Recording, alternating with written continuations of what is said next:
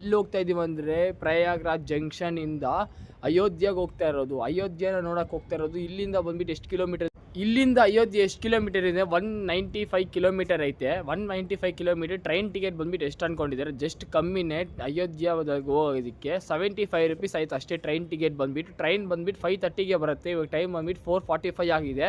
Special ಟ್ರೈನ್ಗಳು ಹಾಕಿದ್ದಾರೆ ಅಲ್ಲಿ ಹೋಗೋದಕ್ಕೆ. ತುಂಬ ಜನ ಬಂದಿದ್ದಾರೆ, ಯಾಕಂದರೆ ಪ್ರಯಾಗ್ರಾಜಲ್ಲಿ ಬಂದ್ಬಿಟ್ಟು ತುಂಬ ಕುಂಭಮೇಳ ನೋಡ್ಕೊಂಡು ಹೋಗೋಣ ಅಂತ ಹೇಳ್ಬಿಟ್ಟು, ಅಯೋಧ್ಯೆಗೂ ಹತ್ರನೇ ಕಾಶಿ ಗೀಸಿ ಎಲ್ಲ ಅಂತ ಹೇಳ್ಬಿಟ್ಟು ಹತ್ರ ಅಂತ ಹೇಳ್ಬಿಟ್ಟು ನೋಡ್ಕೊಂಡು ಹೋಗೋಣ ಅಂತ ಬಂದಿದ್ದಾರೆ.